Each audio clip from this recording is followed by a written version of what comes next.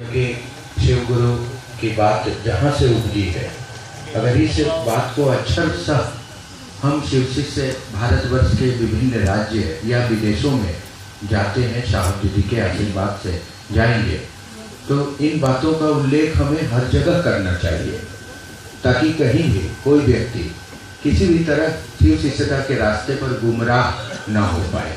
और ये हम सबकी जवाबदेही भी है कि हम इस बात को समझें और दूसरों को समझाएं। यह उपदेश, यह संदेश हम सबों के जीवन में जहाँ से आया है वह कौन है और उनकी जीवनी का यात्रा और वृत्तांत क्या है, उसे फिर से पुनः एक बार फिर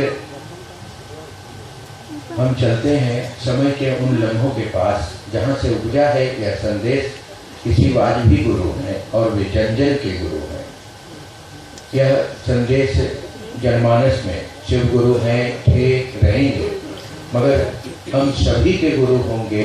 यह संदेश, यह शुभ बेला जब हमारे आपके जीवन में आया, और यह समय, वर्ष, तिथि, वक्त सभी कुछ है जिसे हम सभी को याद रखना चाहिए। वह दिवस है वर्ष 1948 के उत्तरार्ध की सर्दियों में के आगमन के साथ दीपावली के दिन प्रातः कार्तिक कृष्ण पक्ष चतुर्दशी को बिहार राज्य के तत्कालिक छपरा जिले के सिवान से 5 किलोमीटर की दूरी पर अवस्थित गांव अमलोरी के एक मिट्टी के घर में दिन रविवार को प्रातः 8:10 पर जन्म हुआ था हरिंद्रानंद जी का। मैं आपको बताता चलूं कि ये समय साहब श्री के जन्म होने लेने का समय घर वालों को भी पता नहीं था। जब साहब अपने 4-5 वर्ष के उम्र में हुए तो आसमान के लोगों ने साहब को यह समय बताया, जो समय हम लोगों ने भी चित्तो लोढ़िया में देवघर में दीपावली के दिन ही साहब के मुंह से सुना था। प्रातः 8:10 दिन रविवार। उनके पिता श्री विश्वनाथ सिन्हा और माता श्रीमती राधा स्वर्गीय द्वय के प्रथम संतान के रूप में यह ज्योति प्रकट हुई थी। सुबह जन्म हुआ और संध्या काल को घर और देश में स्वतः मनाई गई थी दीपावली, क्योंकि साहब श्री का जन्म कार्तिक कृष्ण पक्ष के चतुर्दशी के दिन हुआ, मगर एक तिथि लोप होने के चलते शाम को अमावस्या बीता और पूरे भारतवर्ष के एक एक घर में दीपावली मनाई गई। ऐसा उत्सव जो हर दिल को चिराग रोशन करने वाला था, वह दिन दीपावली का था जब हमारे आपके बीच साहब श्री का पिता महाविद्यालय के व्याख्याता पद से बिहार की प्रशासनिक सेवा में आए और कुछ वर्ष प्रशासनिक सेवा में रहने के बाद बिहार शिक्षा सेवा में चले गए। अपने पिता के तबादले के साथ साथ हरिंद्रानंद जी का बचपन भी राज्य के विभिन्न जिलों में गुजरता गया। वर्ष 1961 में उनके पिता शिक्षा विभाग में एक मुंगेर के जमुई अनुमंडल में अनुमंडल शिक्षा पदाधिकारी के रूप में पदस्थापित थे। उन्हीं दिनों पिता से मिलने आए एक तांत्रिक प्रधानाध्यापक थे, क्योंकि साहब श्री के पिता अनुमंडल शिक्षा पदाधिकारी थे, तो उस अनुमंडल के अंतर्गत जितने भी विद्यालय थे उन सभी विद्यालयों के प्रधान साहब श्री के पिताजी से मिलने आया करते थे। एक प्रधानाध्यापक आए थे मिलने, जो स्वभाव से तांत्रिक थे। सुबह से ही साहब बचपन के साहब से उस सयाने तांत्रिक की बातचीत चल रही थी। बहुत कुछ इन्होंने जानना भी चाहा था, जो इनके उम्र से, उस वक्त के उम्र से बहुत ऊपर की बात थी। और उस प्रधानाध्यापक तांत्रिक से श्री हरिंद्रानंद जी का 8वीं कक्षा का बचपन उलझ पड़ता है। तांत्रिक शिक्षक ने अपने मुख साफ करने के लिए हरिंद्रानंद जी से सीख थैरिका मांगा, जिसे हम लोग दांत साफ करते हैं। बचपन के शरारत मन से इन्होंने झाड़ू का सीख तोड़कर शिक्षक महोदय को दे दिया। शिक्षक तांत्रिक थे, उन्हें वस्तु स्थिति समझ में आ गई। क्योंकि क्रियाओं में रहने के चलते वो समझ गए कि ये झाड़ू से तोड़ा गया सीख है, जिसे हम लोग देहात में टूंगना बोलते हैं। वह सीख है, दांत साफ करने वाला नहीं है। यह वस्तु स्थिति उनके समझ में आ गई और उन्होंने उस सीख को पुनः साहब श्री के तरफ फेंका। देखते ही वो सीख साफ बन गया। यह अजीब चमत्कार था जो बचपन के साहब के दिल को झकझोर के रख दिया था। और इसी के बाद वहीं से शुरू होती है यह कहानी, जब उन्होंने तांत्रिक क्रियाओं को सीखने के लिए शमशान और साधुओं का संग पकड़ा। उनके पिता कहते हैं वर्ष 1953-54 में, वर्ष 1953-54 में जब श्री हरिनारायण जी 5 वर्ष के थे, तो उनकी आदतों में शामिल था अपने दोस्तों के साथ आसन मारकर बैठना और भूत प्रेत तंत्र मंत्र की तरह तरह की बातें करना। 5 वर्ष की उम्र से ही वह, चूँकि कुछ चीज़ें जन्मजात और विरासत होती हैं, इनके इन आदतों में जो परिलक्षित हो रहा था, यह प्रदर्शन कर रहा था कि इनके मन में उस परम शिव की लालसा है, जो अब अभी बचपन के ही उस उम्र में इस प्रदर्शन से प्रतीत कर रहा था कि वह कुछ करना चाहते हैं। पिता यह भी कहते हैं कि अध्ययन में उनकी रुचि कम थी, लेकिन शिव की तस्वीरों को कुर्सी टेबल लगाकर दीवार से उतारना, बचपन है, छोटा है, तो दीवार पे टंगी तस्वीरों को उतारना है तो कुर्सी टेबल का सहारा लेना पड़ता था। और महादेव की तस्वीर को उतारकर पेट्रोल के खाली डिब्बों में पानी भरकर घर की सीढ़ियों को मेज के रूप में इस्तेमाल कर रबर की पाइप से पानी गिरा कर शीशे में मढ़ी हुई शिव की तस्वीरों को पानी से गला देना उनकी आदत थी। वो सीढ़ियों पे रखकर जो पेट्रोल पास करने वाली पाइप होती है, कार्बोरेटर से लगी होती है, उससे निकालकर उसके तस्वीर के ऊपर वाले में लगाकर और तस्वीरों पे गिराना, पानी गिराना और चुपचाप बैठे रहना। यह प्रतीत कर रहा था साकार और निराकार दोनों शिव के मानसिक प्रदर्शन का साहब श्री के तल पर वो इस तस्वीरों को पानी से गला देने की उनकी आदत सी बन गई थी। 8वीं कक्षा के पूर्व से रात में शमशान की साधना और दिन के उजाले में तरह तरह की योग साधना करने का अभ्यास उन्होंने प्रारंभ किया। उनका यह शौक पारिवारिक मान्यताओं के विपरीत था। स्वाभाविक है, बड़े घर पदाधिकारी के घर में उत्पन्न हुए साहब श्री हरिनारायण जी, और इनके शौक में शमशान, भूत प्रेत, इन चीज़ों का स्वभाव के रूप में होना तो घर के सदस्यों के परिवारों के मान्यताओं के बिल्कुल विपरीत बात थी। विद्यालय शिक्षा राज्य के विभिन्न जिलों में चलती रही और हायर सेकेंडरी की शिक्षा की लगभग 3 वर्ष की अवधि के क्रम में सहरसा जिला कारागार के निकट एक नदी के किनारे रात्रि में वे शमशान जाते रहे। शमशान की साधना करने वाले 2-3 व्यक्तियों से शमशान में उनकी मित्रता भी हुई।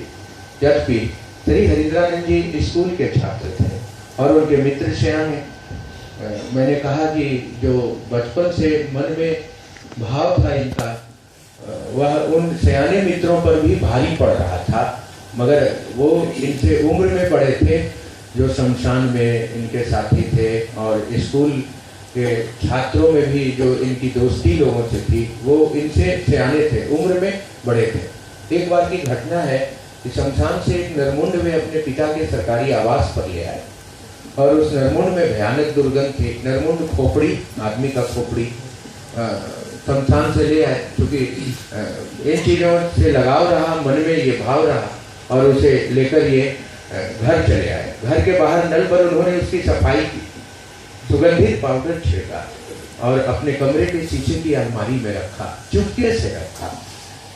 बाहर के नल पे उस नरमुंड को साफ करके चुपचाप से, कोई देखे नहीं। अगर कोई देखेगा, स्वाभाविक है कि घर के लोगों के मान्यताओं में किसी भी घर में, साधारण घर में भी कोई नरमुंड लेके जाए तो उस घर में उसकी कितनी स्वागत और सेवा की जाएगी, ये हम आप भी समझ सकते हैं।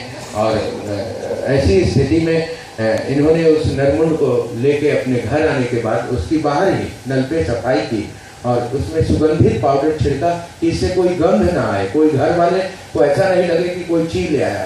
एक्चुअली नरमुंड शमशान की गंध रहती है, उसमें बहुत अजीब महकता है, तो इस डर से इन्होंने उसमें पाउडर छिड़का। उससे भी जब मन नहीं भरा तो नरमुंड के दुर्गंध को दूर करने के लिए सुगंधित अगरबत्ती जलाकर नरमुंड में लगा दिया कि अब तो इससे बात बनेगी। मगर उसकी दुर्गंध इतनी भयानक थी कि परिवार के लोग परेशान होते रहे। लोगों ने इसका विरोध भी किया। कॉलेज की शिक्षा के क्रम में अब झारखंड राज्य के साहेबगंज जिले में 1 साल तक वर्ष 1967 में उन्होंने शमशान की साधना की। वर्ष 1967 में उन्होंने शमशान की साधना की। वर्ष 1972 में हरिंद्रानंद जी का विवाह तत्कालीन पलामू जिले के मनातू प्रखंड में संपन्न हुआ। उनके पिता को विश्वास था कि विवाह उपरांत बेटे की बेतुकी आदतों में परिवर्तन हो जाएगा। स्वाभाविक है, लोग समझते हैं कि अगर किसी भी प्रकार की आदत बच्चों में हो जाए तो उसे विवाह के बंधन से बांध देना चाहिए, ताकि उसके विचारों में परिवर्तन आ जाए, स्वभाव में परिवर्तन। अगर यह स्वभाव तो शिव का स्वभाव था, संसार क्या परिवर्तन कर सकता है, आसमान क्या बदल सकती है। उनके पिता को डर था कि शमशान साधना और अध्यात्म में बढ़ते झुकाव के कारण उनका बेटा लौकिक जीवन से विरक्त न हो जाए। साल 1972 की संघ लोक सेवा आयोग की सिविल परीक्षा में सम्मिलित हुए और भारतीय पुलिस सेवा की लिखित परीक्षा में उत्तीर्ण हुए। अंतिम परीक्षा फल में उनका नाम नहीं आया और अंततः बिहार प्रशासनिक सेवा के वे पदाधिकारी हुए। इसी अंतराल में भोजपुर जिला मुख्यालय में अवस्थित गांगी शमशान में उन्होंने लगभग 2 वर्ष तक साधना की। उन दिनों वे पटना विधि महाविद्यालय में छात्र थे। आरा के गांगी शमशान में वर्ष 1974 तक योग साधना और शमशान की साधना साथ साथ चलती रही। शमशान की इस लंबी यात्रा के कारण शमशान की ऐसी शक्तियों का उनसे संपर्क हो गया जिन्हें सामान्य बोलचाल में लोग भूत प्रेत की संज्ञा देते हैं। विडंबना है कि उनके समक्ष आने वाले ये अदृश्य शक्तियां शिव की सामान्य वेशभूषा में प्रकट होती थी एवं तरह तरह की साधना की और उन्हें प्रेरित करती थी। हाथ में त्रिशूल जटा जूट देखकर श्री हरिंद्रानंद जी उन शक्तियों को शिव की शक्तियां मानकर श्रद्धा देते रहे और उनके बताए रास्ते पर चलते रहे। यह साधारण बात है कि साधु का वेश धारण करने से कोई साधु नहीं होता। हम आप रोज देखते हैं घर में, बाजार में, पड़ोस में, सभी जगह बहुत सारे ऐसे साधु जो वेश धारण करते हैं साधु का, और उनके स्वभाव में क्या है यह जनमानस से छिपा नहीं है। प्रेत आदि शिव के रूप में अपने को प्रकट करें तो वे शिव नहीं होंगे। छद्म वेश से कुछ दिनों तक दूसरों को बेवकूफ बनाया जा सकता है, किंतु एक न एक दिन स्थिति स्पष्ट हो जाती है। और हुआ भी यही। जब उन्हें बोध हुआ कि शिव वेशधारी ये शक्तियां निम्न स्तर का आचरण करती हैं तो उनका विश्वास टूटा, उनकी श्रद्धा पूरी तरह खंडित हो गई। परिणाम हुआ कि साधना और उसे बतलाने वालों के प्रति उनके मन में तीव्र वितर्सना उत्पन्न हुई और वर्ष 1974 के नवंबर माह में इसी मानसिक अवसाद की स्थिति में श्री हरिंद्रानंद जी के मन में एक विचार आया। वह श्लोक उन्हें स्मरण आया जिसे पाठशाला में याद कराया गया था। गुरु ब्रह्मा गुरु विष्णु गुरुदेवो महेश्वरा गुरु साक्षात परम ब्रह्मा तस्मै श्री गुरुवे नमः। गुरु ब्रह्म है, गुरु विष्णु है, गुरु महेश्वर है और गुरु साक्षात परमात्मा है। उनके हताश कुंठित मन में यह विचार कौन था कि गुरु परमात्मा है तो परमात्मा गुरु क्यों नहीं। उन्होंने तत्क्षण स्वतः परमात्मा को गुरु मान लिया। उन दिनों हरिंद्रानंद जी परमात्मा भगवान शिव को समझते थे और उन्होंने भगवान शिव को परमात्मा समझकर अपना गुरु बना लिया। साथ ही साथ दुखी मन ने तय किया कि जब शिव को गुरु बना लिया है तो फिर गुरुओं, तांत्रिकों, अघोरियों द्वारा बतलाई और सिखलाई गई साधना और पूजा अब वे नहीं करेंगे, क्योंकि जब गुरु शिव को बना लिया तो इससे पूर्व जो भी कर्म है, जिस तरह का भी काम है, वो साहब ने संकल्प लिया कि अब नहीं करेंगे। हम लोगों की तरह नहीं जो हम 10 साल 20 वर्ष हो गए और अभी भी अपने घर में उस तरह की क्रियाओं से बंधे हैं जो हमें शिव शिष्यता में एक अस्थाई शिष्य भाव लाने में हम आपको रोकता है। ऐसी स्थिति में साहब ने अपने आप को संकल्पित किया और जितने भी गुरु तांत्रिक अघोरी द्वारा बताई गई साधना और पूजा नहीं करेंगे, ऐसा संकल्प उन्होंने लिया। महादेव भी जिनको उन्होंने गुरु बना लिया, आसमान से लोक में प्रचलित शिव वेश में प्रकट होंगे तो भी उनसे गुरु रूप में कुछ नहीं सीखेंगे, एवं धरती के किसी भी शरीरधारी साधु अथवा गुरु से भी कुछ नहीं सीखेंगे। यहाँ यह भी कहना उचित होगा कि उन्होंने शिव को भगवान समझकर गुरु बनाया। गुरु भगवान होते हैं तो भगवान गुरु काहे नहीं। उसके पीछे उनका एक ही प्रयोजन था, चमत्कार सीखना। उनके पास उन दिनों यह व्याख्या नहीं थी कि भगवान शिव परमात्मा कैसे हैं जिन्हें उन्होंने अपना गुरु बनाया है। बस एक शास्त्रोक्त सार्वभौम में मान्यता। वे समझते थे कि भगवान शिव शरीर में उपलब्ध नहीं है, अतएव साधना पूजा और चमत्कार वे कैसे सीख लाएंगे। इसी वापोह की स्थिति में उनका मन और दुखी होने लगा। शमशान के पूर्व के उनके अदृश्य संगी साथी अपने दुष्ट प्रवृत्ति के कारण उन्हें तंग करने लगे। वे किसके पास जाते? उन्होंने तो भगवान शिव को गुरु स्वतः माना था। किसी ने तो ना तो बताया था, न ही वे स्वयं इस बात को जानते थे कि शिव गुरु हैं।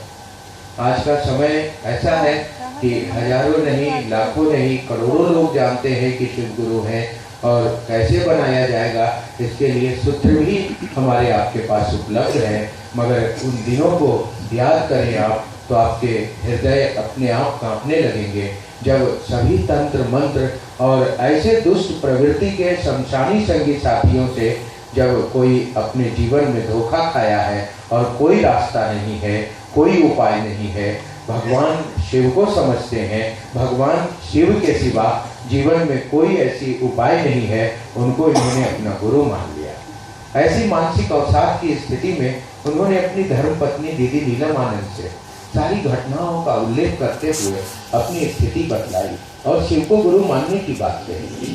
दीदी नीलमानंद भवानी के प्रति बचपन से श्रद्धा रखती थी। शिव को गुरु मानने की बात पर प्रफुल्लित हुई और उन्होंने भी शिव को अपना गुरु बना लिया। दोनों ने यह विचार किया कि किसी को यह बात नहीं बताएंगे, क्योंकि यहाँ भी कुछ मिलने वाला नहीं है। चमत्कार सिखलाने की बात तो दूर की, इतना धोखा खाया हुआ मन है, इतना धोखा खाया हुआ मन है कि वह कहीं भी रुक नहीं पा रहा है। महादेव को गुरु बनाने के बाद भी न कोई क्रिया है, न कोई विधा है, न कोई बतलाने वाला है। ऐसी बेबसी में साहब दीदी ने शिव गुरु को अपने स्तर से इस जमीन पे उतारा है जब कोई उपाय नहीं था, और ऐसी स्थिति हो गई थी कि मानसिक अवसाद की स्थिति में साहब उस समय रहा करते थे। मैं आपको बताऊं कि शमशान साधना के क्रम में शमशानी कीड़ों का प्रहार भी बड़ा कष्टप्रद हुआ करता था। साधना के क्रम में कीड़े पैर के अंदर जब साधना में कोई व्यक्ति बैठता है, जैसा हम लोगों ने साहब से सुना है, दीदी से सुना है, साधना में जब कोई बैठता है तो साहब जब बैठते थे तो घंटों घंटों अपने मन में उस शिव को याद कर साधना में रत हो जाते थे। शरीर का ख्याल भूल जाता था, और जब शरीर के ख्याल भूल जाने के बाद शमशान में शमशानी कीड़े जो रहते हैं, जो मांस खाते हैं, मुर्दा खाते हैं, वो कीड़े साहब के पाँव में अंदर ही अंदर काट खाते थे, और काट खाने के बाद बड़े बड़े गड्ढे बन जाते थे, वो उन मांसों को खा जाते थे। और साहब चूंकि साधना में मन रत हो गया तो शरीर से मन की स्थिति दूर हो जाती थी। पुनः जब ये आधी रात को किसी तरह घर लौटते थे तो दीदी आधी रात को गैस पे पानी गर्म करके, मैं कह नहीं सकता क्योंकि ये बड़ा ही हृदय विदारक घटनाएं हैं। हम आप तो शिव गुरु हैं, 3 सूत्र हैं, साहब दीदी की दया है, फिर भी हम आपके न जाने कर्म फल कैसे हैं कि महादेव की ओर ना बढ़ के और अपने गुण लक्षण स्वभाव की ओर बढ़ जाता है। याद करें उस दिन को तो आपका रोआ खड़ा हो जाएगा। ऐसी साधना से तड़पता हुआ मानव, कराहता हुआ मानव आधी रात को अपने घर के पिछले दरवाजे पे धीरे से दस्तक देता है, इसलिए कि सामने वाले दरवाजे से नहीं आ सकते, पिताजी होंगे और डांट पड़ेगी। धीरे से दस्तक देता है, दीदी बैठी है इंतजार में, दरवाजा खुलता है, साहब दीदी के कंधे का सहारा लेकर दर्द से तड़पता हुआ अपने कमरे तक जाते हैं और दीदी गैस पे पानी गर्म करती हैं, डिटॉल डालती हैं और साहब के उन घावों को धोती हैं जो दर्द से साहब हमारे शमशानी संगी साथियों ने तो दर्द दिया ही था, शमशानी कीड़े और जानवरों ने भी कोई कसर नहीं छोड़ी थी। जितनी भी दर्द और पीड़ा देना चाहिए उनको दिया था। कीड़े, शमशानी जानवर, इन सभी ने कोई कसर नहीं छोड़ा था। इसी जद्दोजहद में और द्वंद्व की स्थिति में लगभग 1 वर्ष निकल गया। श्री हरिंद्रानंद जी की मानसिक स्थिति धीरे धीरे असामान्य होती गई। स्वाभाविक बात है, कोई उपाय नहीं है, कोई रास्ता नहीं है, कोई व्यक्ति नहीं है, कोई साधना नहीं है, सब कुछ करके भी थक गए और अब कोई उपाय नहीं है। शिव को गुरु बना लिया, कोई मंत्र नहीं है, कोई विधि नहीं है। ऐसी स्थिति हो गई कि साहब की मानसिक स्थिति धीरे धीरे असामान्य होने लगी। उन्होंने अब तक जाना था कि जब कोई गुरु होते हैं तो मंत्र बताते हैं एवं साधना की प्रक्रिया सिखलाते हैं। भगवान शिव तो शरीर में उपलब्ध नहीं है, तो फिर उन्हें मंत्र अथवा दीक्षा कैसे मिलेगी? निराशा ने पूरी तरह जकड़ लिया था। विचारों ने तो शिव को गुरु माना, परंतु उस समय तक प्राप्त ज्ञान ने चमत्कार सीखने की संभावनाओं को समाप्त कर दिया था। शिव को गुरु मानने के बाद भी अविश्वास और हताशा थी। ठीक ही कहा गया है कि काले बादलों में बिजली की चमक होती है। वर्ष 1975 की एक संध्या में मुजफ्फरपुर से लगभग 12 किलोमीटर दूर तुर्की नामक स्थान में एक आम के वृक्ष के नीचे हवा के झोंके से श्वास प्रश्वास की गति पर एक शब्द आया, नमः शिवाय।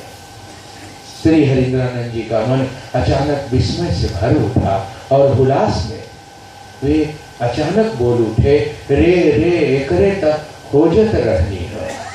आंगन से उनकी माँ की आवाज आई, का भुलाई रहल। हरिंद्रानंद जी के हाथ में उनके कमरे की चाबी थी जिसमें वो रहा करते थे। वह चाबी हवा के झोंके से आए मंत्र की प्राप्ति के उल्लास से घास पर गिर चुकी थी और उत्तर नहीं पाकर माँ ने फिर पूछा, अरे का बुलाई रहल? तब तक स्वाभाविक रूप से अनजाने में झुक कर गिरी हुई चाबी उठा ली थी और उत्तर दिया, चाबी गिरल रहल और मिल गई। मानो ऐसा लगता है कि उन्होंने ठीक ही उत्तर दिया कि चाबी गिरी थी जो मिल गई। एक आध्यात्मिक कुंजी जो आज हम शिव शिष्यों के लिए प्राण मंत्र भी कहा जाता है। कुछ दिनों बाद वे बिहार प्रशासनिक सेवा के पदाधिकारी हुए। वर्ष 1980 से अपने आसपास घटित हो रही घटनाओं से हरिंद्रानंद जी एक बार पुनः उद्विग्न होने लगे। पलामू जिले में प्रखंड विकास पदाधिकारी पाटन के रूप में उनके सरकारी आवास पर पत्थर गिरने लगे और कभी कभी हाथे में स्वतः आग लग जाती थी। स्थानीय पुलिस थाना भी इन घटनाओं से परेशान होने लगा।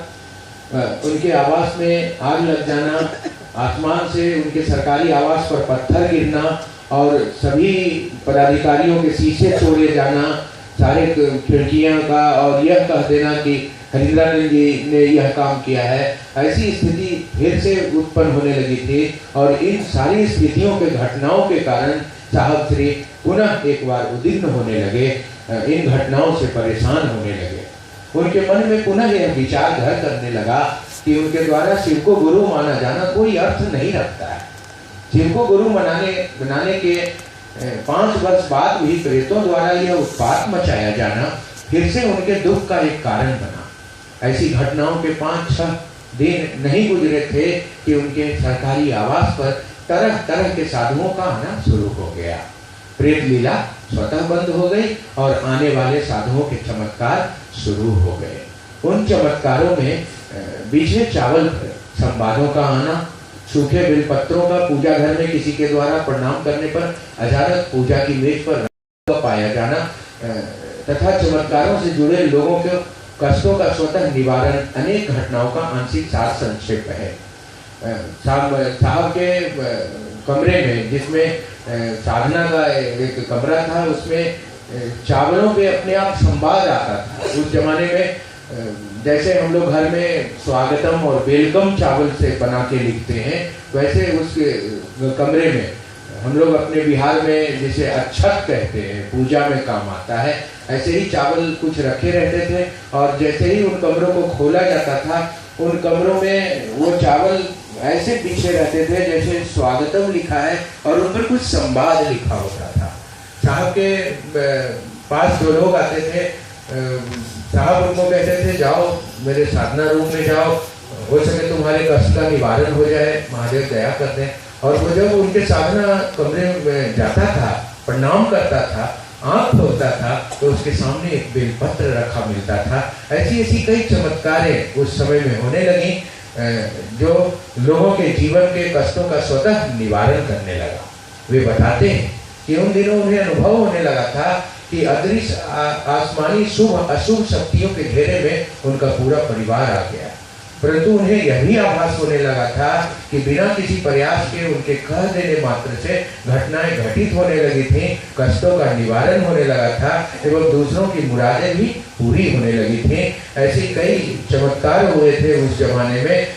साहब जो कहते थे वैसा ही होने लगा था और उस स्थिति में यह समझ में आने लगा कि अब आसमान की शुभ अशुभ अदृश्य शक्तियां जो हैं वो इन घटनाओं में कहीं न कहीं अपना योगदान दे रही हैं।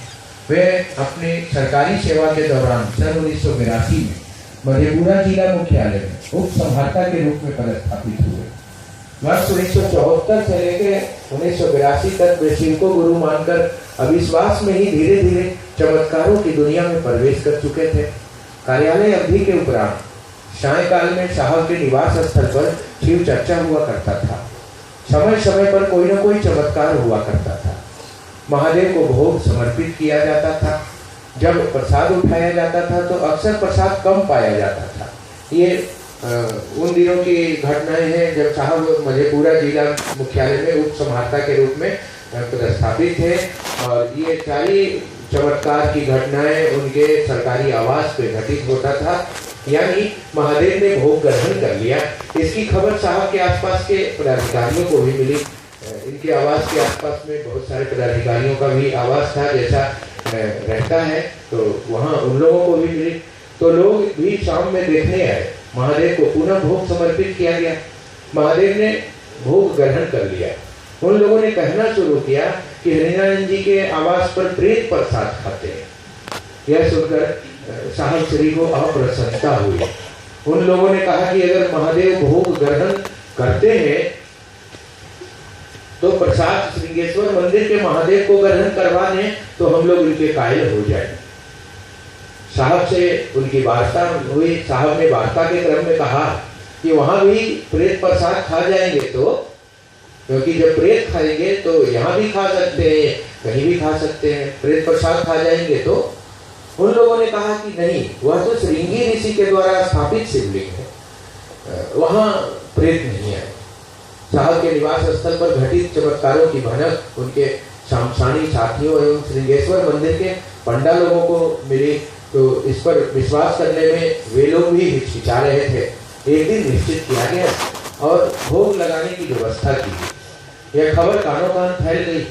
पंडे, इनके शमशानी मित्र एवं स्थानीय लोगों की भीड़ मंदिर में एकत्रित होने लगी। सायंकाल मंदिर के गर्भगृह की सफाई की गई एवं भोग समर्पित किया गया। गर्भगृह से सभी लोग बाहर आकर प्रतीक्षा करने लगे।